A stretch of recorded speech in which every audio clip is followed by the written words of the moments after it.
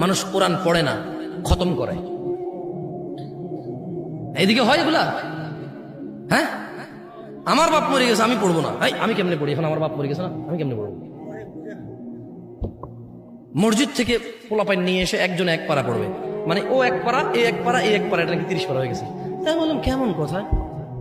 হ্যাঁ, তাহলে ও এক পারা, এ এক পারা, এ এক পারা, এ এক পারা পড়লে সব 30 পারা একজনের হয়ে গেছে, নাকি এক একজনের এক এক পারা হয়েছে? আর তাও আমার বাপ মরে গেছে, ও পড়লে সব আমার বাপে পাইবে। ওই 300 টাকা যেটা দিচ্ছি ওটার হাজিয়ার টাকাই পাবে। তো এত কষ্ট দিয়ে দেওয়া দরকার, তারা টাকাটা দিলেই তো হয়। আমি 300 টাকা নেই সন্তানে, বুঝাতে পারিনি। ওরে ওরে এত কষ্ট দিয়ে 300 টাকা দিল, এটা সদকা হিসেবে হয়তো আমার বাপে পাইতে পারে। কিন্তু ওর এই আবার এই যে একটা আমল নতুন করে তৈরি করলো মুক্তির পথ, আল্লাহ নবী কি এরকম পদ্ধতি দিয়ে গেছে বলে মনে হয় আপনার? এই কোরআন দেন তো।